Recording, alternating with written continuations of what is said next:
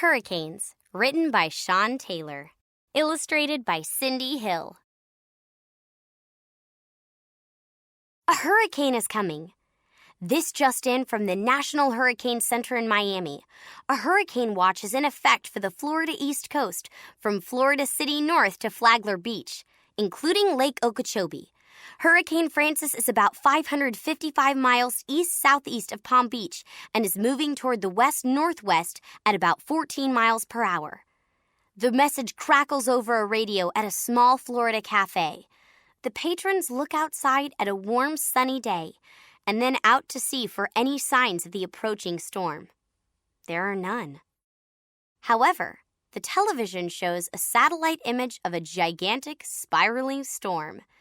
A dotted line shows the hurricane's path, and a shaded wedge shows where the hurricane might hit the coast. The people in the cafe have already been hit with one hurricane this season, and they know they must prepare. Some buy more plywood to board up windows. Others get supplies at the grocery store, such as water, food, and batteries. The next morning, the wind speed picks up, and the sky clouds over. Some people farther down the coast evacuate or leave their homes to go to safer areas. Winds reach hurricane strength, bending over palm trees as if they are made of rubber. The wind rips roofs off buildings, and flying objects become deadly. High waves and rising water flood low-lying areas on the coast. Falling trees break power lines. Some residents who were not evacuated sit in the darkness of their homes, listening to the storm's progress on their battery-powered radios. Finally, the storm moves inland, and the wind slows down, but drenching rains and flooding remain. The next day, the sun comes out, and people begin the costly cleanup. What is a hurricane? We have all experienced wind and rainstorms. But what makes a hurricane different? Hurricanes are gigantic circular storms that can be hundreds of kilometers wide. When they occur in the Pacific Ocean, they are called typhoons. In the Indian Ocean, they are called severe tropical cyclones. In the Atlantic Ocean, they are called hurricanes. No matter what they are called, winds over hundreds of kilometers per hour, inches of rain, and high seas cause death, and sometimes billions of dollars in damage. Hurricanes have a distinct structure that can be seen on satellite photos. Clouds extend out as spiraling arms for hundreds of kilometers around the center. The center of a hurricane is called the eye. Winds become more and more intense from the edge of the storm to the eye wall. Do you know? According to the National Hurricane Center, the word hurricane comes from the name Huracan, the Caribbean god of evil. Islands in the Caribbean Sea are often in the path of hurricanes. The eye wall is where winds rushing toward the center suddenly turn upward. The upward-moving air rapidly cools, and rain begins to fall. Most of the rainfall occurs in the eye wall. Sometimes rainfall reaches 20 millimeters, 0.78 inches of rain per hour, which can dump about 15 to 30 centimeters, 6 to 12 inches, on one area over several days. Yet inside the eye, it's often calm and sunny. Most hurricane eyes are 30 to 60 kilometers, 20 to 40 miles in diameter. In the eye of a hurricane, the peacefulness will not last long. Soon the eye will move, and then the sudden force of the other side of the storm will hit. As hurricanes approach shore, the combination of high winds and low air pressure actually raises the level of the sea around the storm higher than normal. Scientists call this a storm surge. It extends for miles around the center of a hurricane and floods any low coastal land. Flooding caused by a storm surge is a major source of property damage from hurricanes. How hurricanes form. Hurricanes form over tropical oceans worldwide. These tropical storms tend to be seasonal. They usually form in the summers of the northern and southern hemispheres. The storms form when energy from the sun heats ocean water near the equator. Warm, moist air evaporating from the ocean is lighter than the cold, dry air above it. The warmer air pushes up through the cooler air, which then sinks down to take the place of the warmer air. The process creates a low-pressure area called a tropical depression. Do you know? In the northern hemisphere, hurricane winds rotate counterclockwise, while in the southern hemisphere, hurricane winds rotate clockwise. As the warm, moist air rises, it cools and condenses, a process that creates clouds and releases heat energy. Soon, giant thunderclouds form. Wind begins to rotate or spin around the low-pressure area. The wind starts blowing harder, and when it reaches about 62 kilometers per hour, 39 miles per hour, the tropical depression becomes a tropical storm. Tropical storms can grow into hurricanes if they soak up more heat energy from the warm oceans they pass over. Some storms don't ever gain enough energy to become hurricanes. If a tropical storm does gain more energy, wind speed picks up and thick spiral bands of clouds spread out from the center of the storm.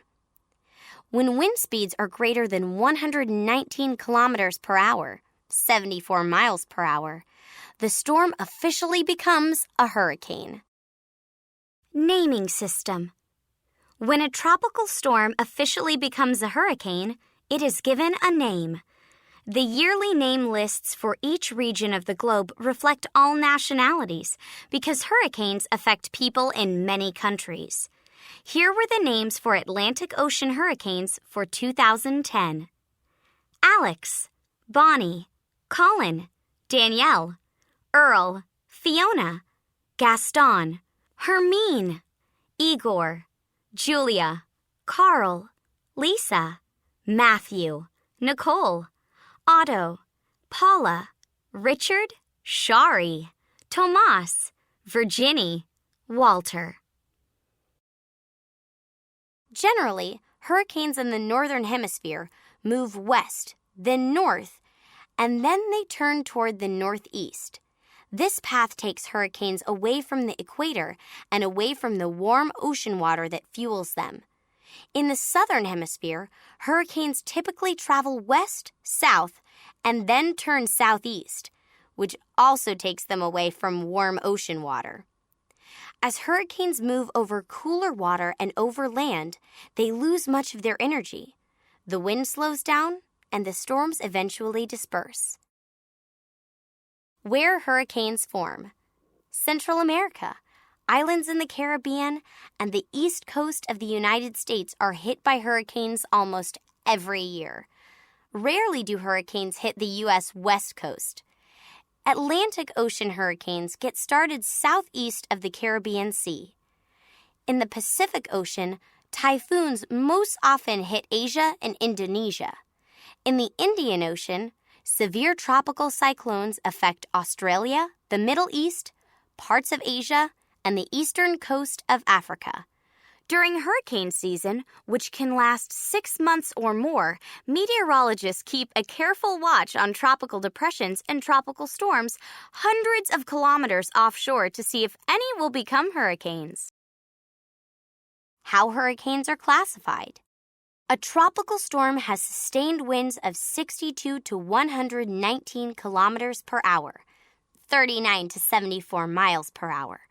When a tropical storm has sustained winds greater than 119 kilometers per hour, 74 miles per hour, it is classified as a hurricane. Meteorologists classify hurricanes according to their intensity using the Saffir-Simpson hurricane scale. The scale goes from 1 to 5 and helps describe the kind of damage and dangers of each category of hurricane.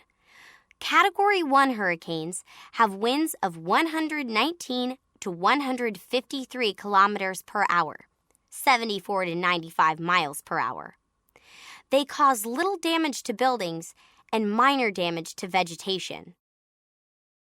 Category 2 hurricanes have winds of 154 to 177 kilometers per hour, 96 to 110 miles per hour. They tear away roofing material, damage doors and windows of buildings, and uproot plants. Boats in unprotected areas often break away from docks. Category 3 hurricanes have winds of 178 to 209 kilometers per hour, 111 to 130 miles per hour. They cause structural damage to small buildings and destroy mobile homes. Areas lower than 1.52 meters, 5 feet above sea level, may be flooded as far as 13 kilometers, 8 miles or more inland. Category 4 hurricanes have winds of 211 to 249 kilometers per hour, 131 to 155 miles per hour. They cause building walls to collapse and major erosion of beaches. Areas lower than 3 meters, 10 feet above sea level, may be flooded, requiring massive evacuation of residential areas as far as 9 kilometers, 6 miles inland. Category 5 hurricanes have winds of greater than 249 kilometers per hour, 155 miles per hour. The strongest hurricanes cause extensive damage to houses and industrial buildings. Massive evacuation of residential areas on low ground within 8 to 16 kilometers, 5 to 10 miles of the shoreline may be required. Historic storms. The most destructive hurricanes have been powerful and slow-moving. Many have destroyed major cities in their paths. Here are some famous hurricanes, typhoons, and cyclones. Name. Ocean, areas most affected. Year. Deaths. Calcutta, India. 1864. 70,000. Galveston, Atlantic, United States. 1900. 6,000 to 8,000. Vera, Pacific, Japan. 1958, 5,000. Bangladesh, Bangladesh, India. 1970, 300,000 to 500,000. Thelma, Pacific, Philippines. 1991, 5,101 to 8,000 plus. Mitch, Caribbean, Central America. 1998, 11,000 to 18,000. Katrina, Central Gulf Coast, United States. 2005, 1,800 plus. How we study hurricanes. We use satellites to locate and track tropical depressions, tropical storms, and hurricanes while they are far out at sea. Satellites orbiting high above Earth take frequent pictures of a hurricane. Scientists study the differences in the pictures to measure changes in a storm's movement and intensity. High clouds within strong hurricanes show up on pictures from satellites as colder than the surrounding area. The most dramatic hurricane study tool is the Hurricane Hunter. This is a specially designed aircraft that flies into the eye of a hurricane to make direct measurements of temperature, moisture, wind speed, and direction. Doppler radar also helps track storms. Weather forecasters on television news programs use it to show local rainfall. Wide-range Doppler radar shows a hurricane's wind speed as it approaches land. Doppler radar stations send out short bursts of energy waves. Rain and clouds reflect these waves back to the station. Rain and clouds coming toward land from a hurricane reflect back different waves than rain and clouds headed away from land. A computer analyzes the differences in the waves to create a model of a storm. Scientists use the model to show the speed and direction of a storm. How we predict hurricanes. Computers are used to predict hurricane movements. Thousands of measurements are typed into supercomputers to predict where a storm will go. As computers improve, we will be able to more accurately predict where hurricanes will hit land. This will save lives and reduce unnecessary evacuations. But computers will never be 100% accurate because weather systems are chaotic and are often difficult to predict. Some researchers believe it is possible to stop hurricanes from forming or to redirect them. One possible way to do this is by seeding clouds in broad areas where hurricanes are born.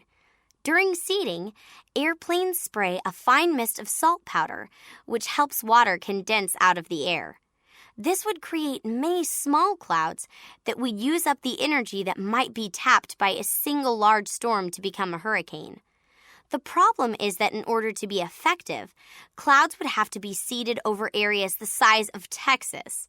No one yet has come up with a plan that would prevent a hurricane from forming. How to prepare for hurricanes. These steps can help protect lives and property during a hurricane. Have a family evacuation plan. Include in the plan when to leave, where to go, how you will get there, and what to do if your family becomes separated. Keep emergency supplies, such as a first aid kit, flashlight, drinking water, and canned food. Keep a battery-powered radio to listen to if the power goes out. Follow the instructions you receive over the radio with each elevated warning. Keep your car's gas tank full in case you need to evacuate. If you are in the path of a hurricane and you have time, protect your house by nailing plywood over windows.